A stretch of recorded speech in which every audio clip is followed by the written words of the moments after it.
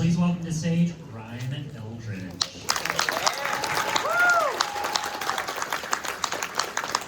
Thank you. There's the new logo.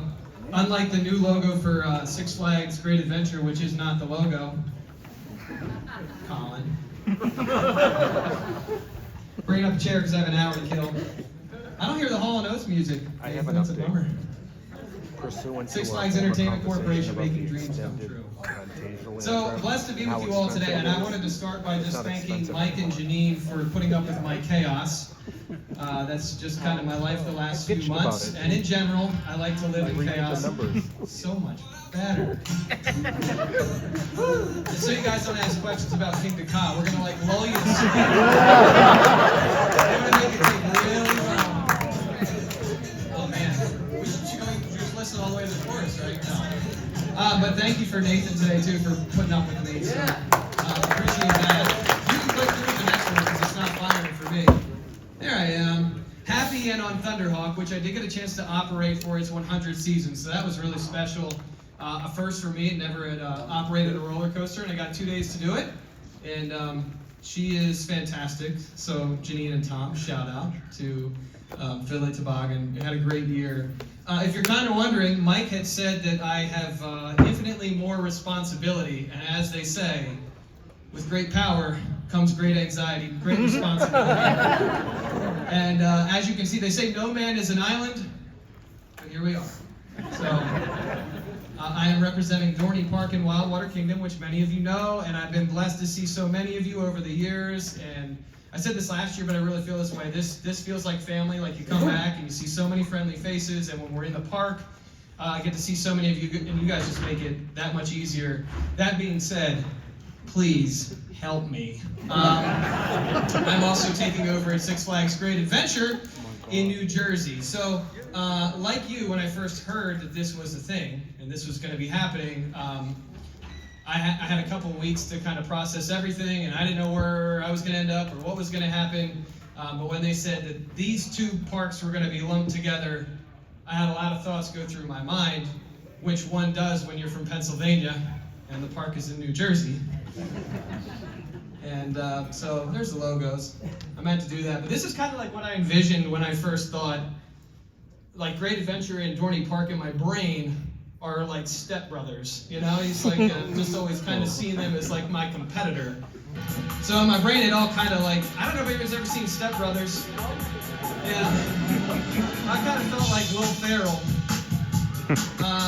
And then they told me that I was going to have to be John C. Reilly as well.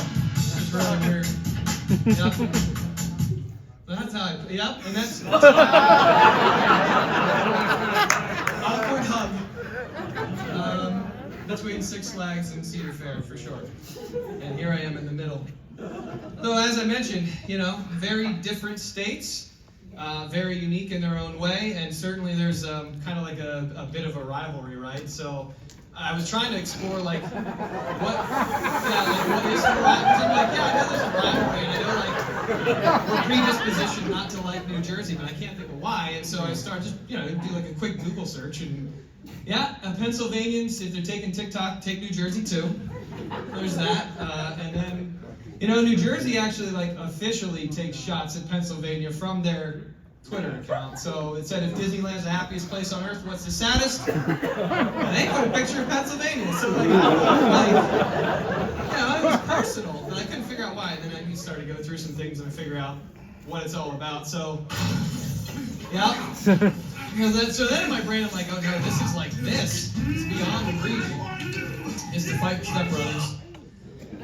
But get some time to settle and think about it a little bit more, and you realize that there are a lot of similarities and there are a lot of synergies, and there are things that we can take advantage of. So this is like my drive, 2 days a week maybe, and you can see it. But I mean, an hour and a half though, right? So you do have the opportunity, as someone who's from Pennsylvania and definitely folks from the Lehigh Valley, right, to explore Great Adventure now, and I think that ultimately is a good thing. And I thought, well, there's a lot more similarities too, right? Like, turns out, in my first couple times at Great Adventure, there's a lot of Eagles fans.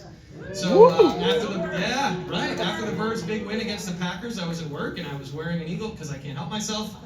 And I got a lot of Go Birds that day. There's also a lot of Giants fans, but we won't talk about it. We all love diners, turns out. There's a lot of great diners around Great Adventure, and there's a lot of great diners. Well, that's Capital Diner. So, yeah. Amanda and Quinn, that might be your spot. But we love diners. There's a lot of history, right? The Delaware and good old George, and we love cheesesteaks. Pork rolls too. And the parks, let's be honest, there are some similarities. There's some things that look a lot alike. I mean, Batman and Talon got some similar energy there. Medusa and Hydra, a lot of lazy rivers. There's some energy. I mean, we can debate it, but I'm trying to sell myself on that, right, in that moment. That's the what did we just become best friends, which we did. We're best friends, I'm best friends with myself. Because I'm doing both. So now we're happy. So I don't know if that explains it all to you, but in my brain I just felt like I wanted to walk you through that, and now we're able to sing Ave Maria together. And things are looking good. Thanks for coming up. I will say that this is really the first week where I have felt really integrated with the team at Great Adventure to a point where I was comfortable enough to come up here and talk about it. So that was great. When Mike and I talked about, I gotta feel like I gotta wait for Will Ferrell. Yeah, we're gonna soak this in. Great Adventure is my drummer. But what does it mean for you? It's probably a question you've asked yourself, so funny you should ask. I can answer that. First of all, we're just going to talk about what you get with a Gold Pass for each park, right? So there's a Gold Pass for Dorney Park. We've talked about this a lot, and a lot of you are Gold Pass members, so credit to you, Gold Pass season holders. You get, it's not you, John, I'm sorry. John's back here somewhere. He's one of my McTavishes, back there with Marlon. No, that's John. What? I'm Rick. Oh, yes. So then we have unlimited parking. You get unlimited rides all year, access to all of our events, 10% discount on food and merchandise. Of course, Gold Pass gets you to haunt. So all those great benefits, turns out, same thing over at Great Adventure. So you get 3 parks for that Gold Pass at Great Adventure. See the discounts on it. Make sure I get this right. General parking, discounts. We're all learning together here on this one. So Safari's great, by the way. And the great thing is that, as I mentioned, what does it mean for you? If you get a Gold Pass with Dorney or with Great Adventure and you get the all-park passport on the top, you can get access to all of the great parks that are now in that inventory of parks for Six Flags. So if you want to go ride Rapterra this year, you got the opportunity to do that. You want to go check out Quantum Accelerator in New England? Nice. You get the opportunity. I didn't expect it. I mean, where are the tomatoes at? We're not there yet. So what else does it mean for you? Because I thought that was great. There's Richard Zimmerman. I actually used one of his quotes. No. There's 3 things I wanted to highlight there too. So one of the big things is that it's going to enhance our park offerings over time. It helps us have access to more intellectual property, right? So think Peanuts, think Warner Brothers. We're able to utilize those across multiple properties now. And it will help us accelerate investments in our parks. And specifically, we're going to talk a lot about Great Adventure and some of the potential for investment there. And in enhancing park offerings, it's going to give us access to events and allow us to do more things with synergies in information technology, point of sale, different things like that maybe you don't really think about, but it does make your experience a little bit better. Well, I went forward. I guess I was going to explain what intellectual properties are. So as far as that is concerned, well, I guess this is more like enhancing the park experience. So those are all the things that you get at Dorney Park.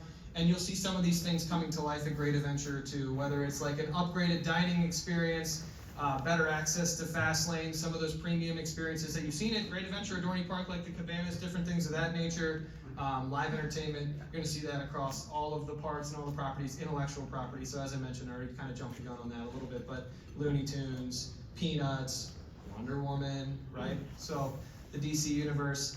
I talk a lot about, for me, this is how I have to tell myself, because I think this is a reality. For a lot of the parks, there's going to be short-term pain for long-term gain. Certainly, a lot of you already know, so I'm sure you follow Hollywood Studios right there. But there are some things happening that are difficult and is challenging for me as a friend of a lot of people across the parks I've had. I've been blessed to be able to go and work with the folks at King's Dominion and Knott's and Carowinds. So seeing all these things happen, it is a challenge. But I think there is a very bright light at the end of the tunnel for a lot of these parks, and certainly for Great Adventure. So that's the one thing I wanted to mention. when I talk about long-term gain, this is part of it. Just in 2025 alone, we do have some really exciting things planned across the company. Thought it was really important to touch on those. For those who maybe don't know, maybe you're not completely plugged in yet because we're not in the summer season, there are going to be a lot of great rides just across the East region alone, and also as we kind of float out into the Midwest. So I'm going to highlight those just really briefly. I don't want to go through all of them. Certainly they're not my projects. The Flash I'm going to talk a lot more about when we get down to Great Adventure. Rapterra is a fantastic ride. I'm sure a lot of you know about Alpine Fury. 2026. So this is the year we're really looking forward to, especially when we talk about Great Adventure. Really some big things in store there. These are the approved talking points for 2026. I just grabbed them so that y'all can't say that I said anything else. Go right here and read it. A record-breaking launch coaster at Six Flags Great Adventure. There you go. I said what I was supposed to say, but I'm really excited for it. I think there's really good energy around the park. I think people are really excited for 2026. So they're excited for 2025. I can read the comments. Yeah, so a lot of great things coming to Six Flags in the years ahead, and certainly there's a great strategic plan for the next several years at Great Adventure and some of the other parks there, Carowinds for sure. And Kings Island also just landing on more and more capital, so it's really exciting. Really excited about 2026, as you can tell. All right, let's talk about Dorney Park and Wildwater Kingdom. This is right in my wheelhouse, so no discomfort at this point. As I've said before, I thought Iron Menace was great, and I'd say all that to say we're going into year 2 of this dynamic dive, and I'm really excited for what the future holds for the area in the Steel Yard, which is also a big part of that story. Where's Evie at? Shout out. There he is in the back corner. 1,000 rides on Iron Menace, and the news came out and talked to Evie. I said, what are you doing about Iron Menace? Because he said, well, were you like 30 away? He was like 30 rides away, and I said, I'm going to open it up early so you can get your 30 rides. I want the news here at 6 o'clock. And he did it, man. He looked a little dizzy when it was all said and done. And then that's a great shot. I love this shot of all of you getting to experience Iron Menace. And also, another storyline from 2024, Thunderhawk had its 100th anniversary, so we had a really great event there. Shout out PTC and the museum for kicking in and contributing to that event. We had a really great event with kind of like that little mock-up museum, and I don't know who that dork is. Elizabeth was there, so that was great. And overall, it was we got recognized by the state for operating that ride for 100 years. And I still have like a recognition thing that I have to give to Tom and Janine that they have a spot for that I haven't gotten down there to give it to them, but we will do that. We had a nano coaster contest. And as Mike said, more info to come on your event for this year, Clowning Around, but we want to tie some dynamic elements akin to what we did, probably not on the same scope, for Hydra, and then also for the water park. So that's why there's still some fluidity in those events, but I'm really looking forward to celebrating those birthdays with you as well this year as we move forward. Right, there's more. I love the face she makes. Let's talk about 2025 at Dorney Park. Got to 2024. I'm not doing a recap for Great Adventure, okay? I wasn't there. Opening day for Wildwater Kingdom, and this was kind of like me going rogue here because we weren't supposed to announce anything for our calendars until February 12th, but I thought it was important as people start to plan. Opening day is May 9th. Wildwater Kingdom opening day is May 24th. There might be some changes to the calendar early to get season pass holders in there. We're still working through some of that. February 12th is up there. That's important. That's when our full operating calendar will come out, as well as our events lineup. But I'm going to give you the events lineup today, so you guys are going to get that in advance. You'll be the first to know. I do want to, before we do that though, I want to talk about Wildwater Kingdom because what a special year this is going to be. I'm going to move to this side. I'm staring at everybody over here. 40 years of Wildwater Kingdom, so it opened in 1985, which leads me to this gem that I dumped onto the internet this week. You can blast that one, Adrian. Yeah, we had an inland surfing competition in 1985, which the surfers hated it. Absolutely hated it. Here's some great images from 40 years ago when Wildwater Kingdom was being constructed, and I found a huge archive, courtesy of our guys in Graphic Services, of some really great photos, so I'm excited to utilize those. Boy, bathing suits in the 80s, folks. But yeah, really, really special to look back. I mean, to have people, I think we posted one and somebody's like, is that Hamilton Boulevard? What? I'm like, yes, it is Hamilton Boulevard. That being said, here you go. You guys get this before anybody else, so part of the reason I was a little reluctant to go out super hard on it is because it's an enhancement project, so yes, it's new. I'm going to get into that a little bit, but I didn't want to like overpromise and underdeliver. So, and I also talked to Mike about, I really felt it was important as a thank you to you guys to be the first ones to get this before we just threw it out to the masses. So I think we'll have a post tomorrow, so you guys have some time to kind of enjoy this information for yourselves. Feel free to take pictures, I don't care. You guys are part of our storytelling. Wait, just real quick.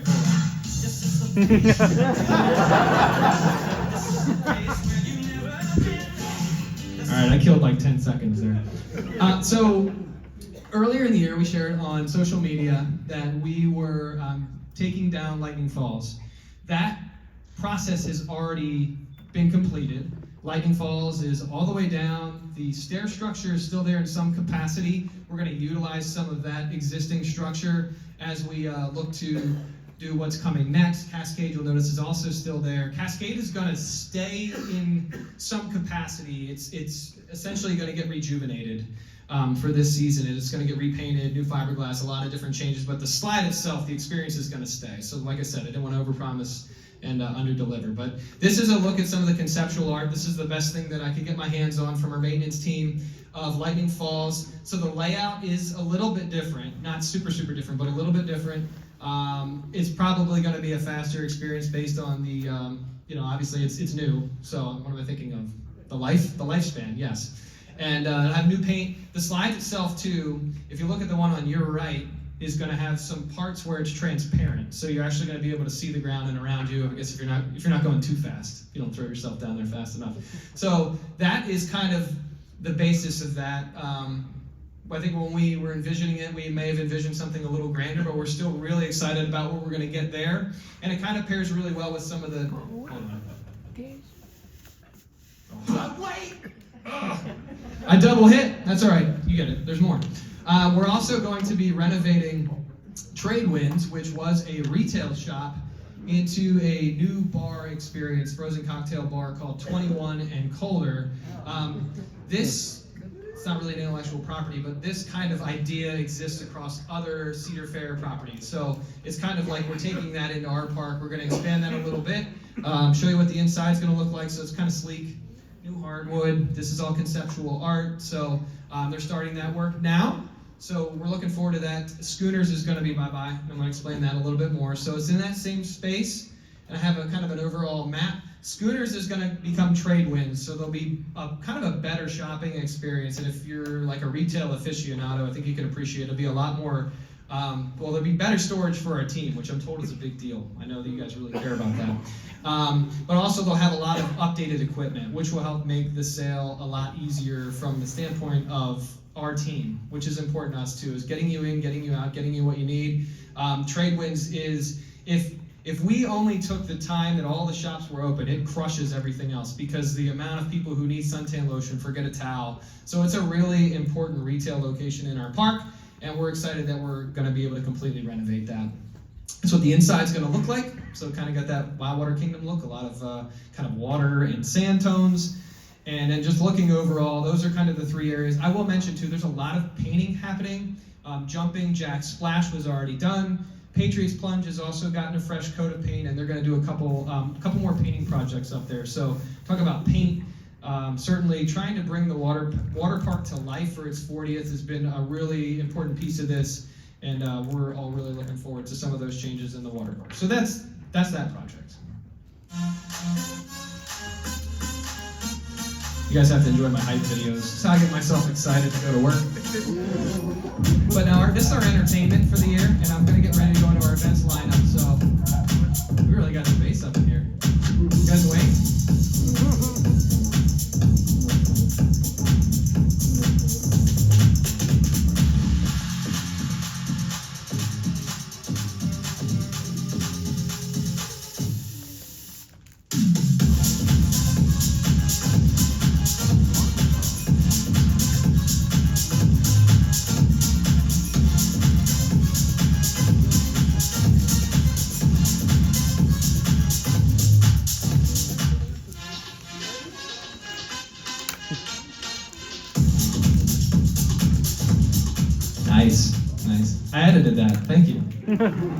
Proud of myself. So Summer Nights is going to be transitioning a little bit. So the experience is going to be the same, but we are going to utilize the Viva La Fiesta name moving forward. We feel like it connects back to that community that we want to bring into the park and that we want to show our support for. So in talking with Luis Salgado, who is off of Broadway, he's worked on Hamilton and some other, what was I thinking of? Heights. Someone help me. In the Heights. Thank you. Yes, that one. So he's worked on a couple really great Broadways. We brought him in last year to consult with this. And so he was really big on like how do we make the name more reflective of the actual event rather than just Summer Nights, which, let's be honest, is a pretty bland English name. So we were able to kind of pull from Six Flags and take that Viva La Fiesta name and make it our own.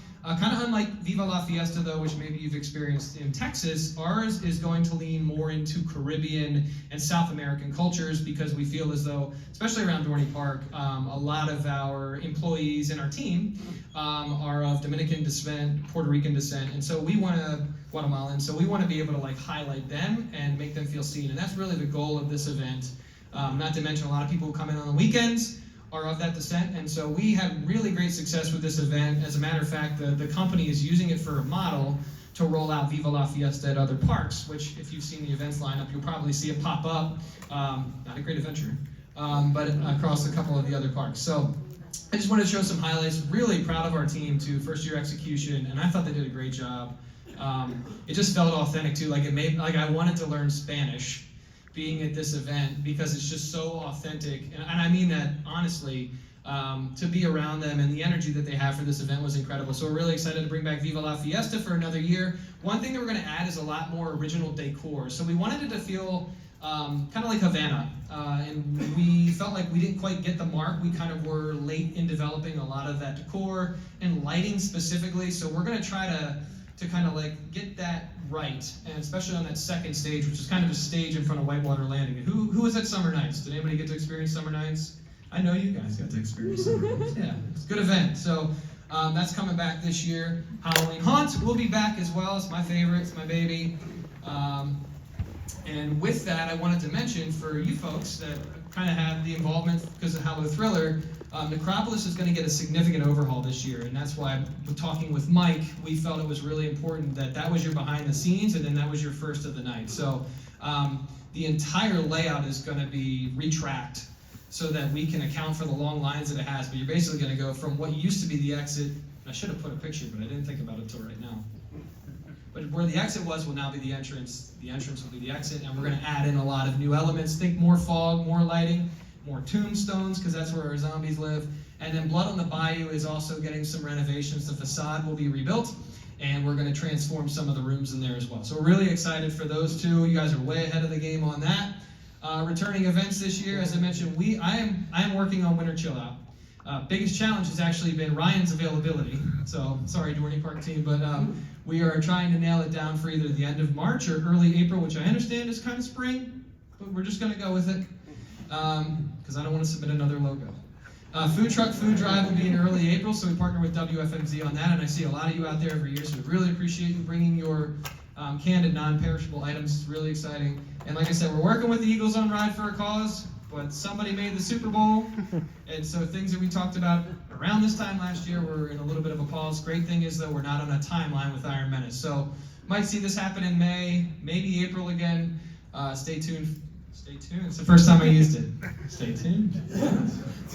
Star Spangled Nights will be 3 nights again, all fireworks, and Tricks and Treats will be back, which I really loved. I think that was something we tried to be different. We wanted to have more of a Pennsylvania fall theme, and we felt like when we had Great Pumpkin Fest, it just didn't feel like fall. It was just around the wave pool and the slides, and it felt more like a fall Pennsylvania event, being in the dry park, being in Dorney Park. But we do want to work on some of the spacing issues because it got a little challenging, and we felt like we need to add more houses. So we're going to add more houses for the kiddos to trick or treat at this year, and just try to make that an overall better experience. We'll probably hand out Takis again. I don't know why that happened. Don't know. Don't ask me. That was weird. But wait! There's more. There's more for Dorney Park. That's hilarious. It is Hydra's 20th anniversary, so we are going to celebrate that a little bit. Once again, found a great inventory of old photos, the steel laying there, the site before it was built. So we're working with our graphics team as well as our retail team to find some cool things. We're actually in the process of developing kind of like a 20th anniversary logo right now. Same thing with Wildwater Kingdom with a 40th. I definitely asked them to use the logo from like 1985 for Wildwater Kingdom. So in case you're wondering, we're working on that stuff. So people always want that slapped on a shirt. So hopefully we can get that done this year. And as I mentioned, Mike and I, part of the reason we talked about doing like your walk back tour at Hydra and doing ERT on Hydra was because I felt like it was important, and it does create synergy down the line that if we want to make it a bigger event, maybe not quite Thunderhawk, right? But if we want to add some more layers into it and get more support from the operations team, this is the way to do it. So just keep that on your radar. Yes, Taylor. Ready for you to lose in the Super Bowl. Yeah. Why do I have Talon on the screen? I cannot imagine why. This group's gonna like this one. I probably buried the lead. Maybe not. All right, Taylor. Air gates at Talon. So there you go. Someone said about time, but I was excited. So I felt like that was like a good reveal for that. We're gonna get air gates on Talon.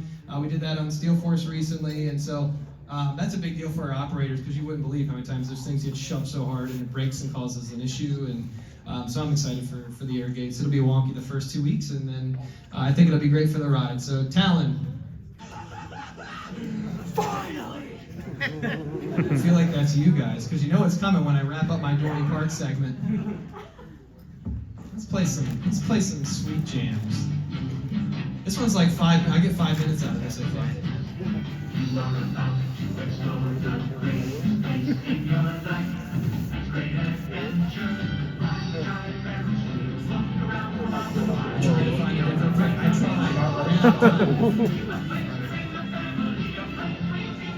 Alright, you get it. We're gonna let it go longer, but let's talk about 2025 at Great Adventure, which will be a great adventure for Ryan. Opening day is March 29th. That is opening day for the Wild Safari and for Great Adventure, so you'll be able to get your rides in on that day. And the target right now, and everything looks good, that Flash Vertical Velocity will also be ready that day. So, and El Toro. Saw some Reddit threads. That is not right. I don't know where people get their information. Savannah Sunset Resort and Spa will open on April 12th, which certainly is a luxurious experience, but you don't have to go to Africa. So, there's that. Save some money. May 17th is when Hurricane Harbor will open this year. Really excited for that. It's actually the 25th anniversary of Hurricane Harbor. Someone check me on that if that's not right, but I believe that's the case. And here we go.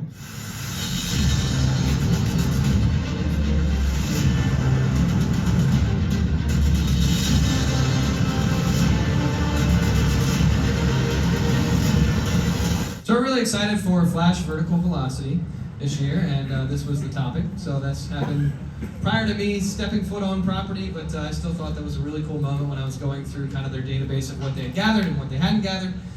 So we're really excited for the ride. It looks beautiful, by the way, 4 inversions, not 2, I mean technically 2, but 4.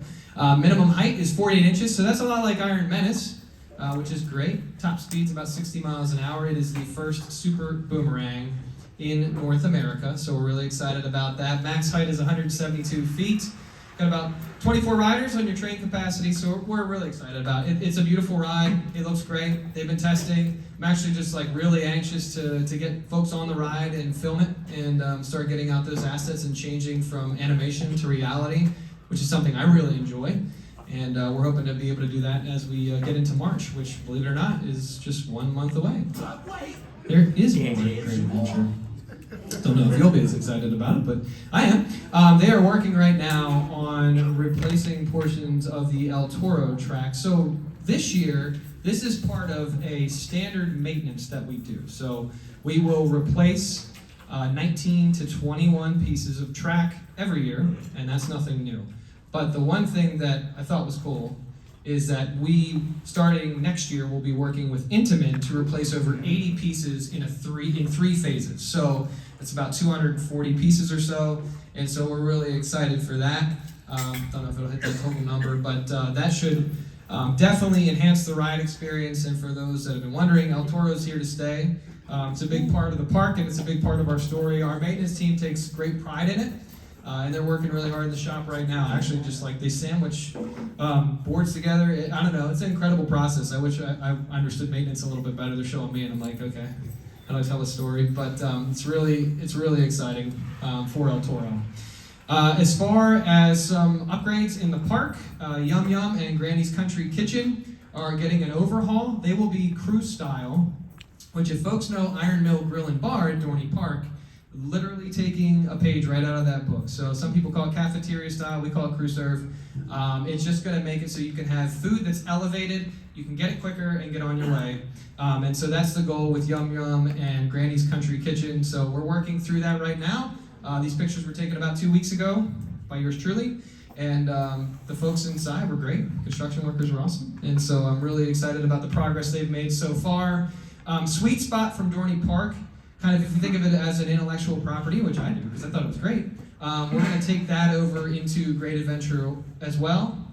So Roller Coaster Candy is going to become, or Coaster Candy is going to become Sweet Spot, just like Dorney Park, which means you're going to have your handmade fudge and all those varieties of different candies, which I think is great. A lot of the freeze-dried stuff from Aubrey, who we worked with this past season, you're going to get a lot of that. That Sweet Spot is at Dorney, but that was the best picture I had. So. As for Great Adventure, moving forward again, we're going to have a new executive chef. His name is Jeremy. Met with him for the first time this week. Really excited about what he's able to do. He had me try about 7 different pizzas this week as we test some things out for the upcoming season. So, yeah, it was a lot of pizza, more than I'm used to. The Sugar Shack is going to get a remodel. Some of this is, I should have put I know Holiday World put hey, you know, this could change. But this is conceptual art. So certainly this could change, but we're looking to renovate and remodel those, and we're going to get multiple Coca-Cola refresh stations throughout the park. And, you know, I think somebody said, I wish I could get an icy on Facebook the other day, and I said, well, turns out you'll be able to do that this year. I was talking with Brian Bachicha, who is the park president, and he wanted me to mention some things to you, so I stole these directly from his deck. We had a lot of projects last year, as many people know, that we started and didn't quite get done in time, or they got done later in the season. So what we're excited about is to kind of bring those to life for the 2025 season so that you can fully experience and appreciate those this year before we get to even more exciting and new things in 2026. So the Giant Wheel, if you didn't know, has a full lighting package now, which is beautiful. It's really great. They can sync it up to music. We can do all kinds of different things with it. That's just really cool. And overall, it's just been renovated. Everything looks great on the ride. Sawmill log flume, same thing. You can see some of the befores and afters there. It is stunning in person. It looks great down there by El Toro. And we're really excited for this season for that as well. Dream Street Pathway has also been renovated. They're actually working to spread out the bricks because they were all kind of like glommed up at the front.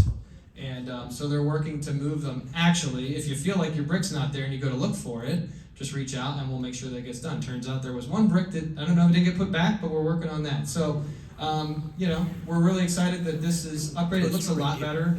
And now you can't drive on it because we don't want to tear it up. So it changes the dynamics of how we get around the park. But Dream Street Pathway also changed Main Street Market. Another thing that's been upgraded, I mean, really, I've been impressed with some of the work that, I mean, granted, you know, we missed some timelines, but I've been really excited about the work that they've done at Great Adventure to renovate some of the existing spaces. They worked really hard on it, and they deserve a lot of credit. Adventure World, same thing with some of the befores and afters. You can see it's more modernized. Things look better. The processes are better. POS is better. Point of sale is better.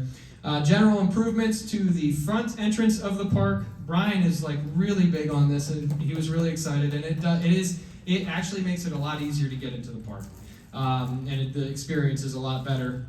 The front entrance gates are better. The ticket admissions booths are better. Overall, just a better looking, easier experience as a guest. Splash Island will be ready to go in 2025. Had some hiccups last year. And I'm sure if some of you got there late in the season, you got to experience it if you have little kiddos. But we'll be ready for this year. Wild Safari, we're going to make some changes to base camp, adding some exhibits for some owls, and kind of expanding that a little bit further out so that more people have more experiences. It gets a little packed in there on a busy day. I'm sure if folks have been there before, you know.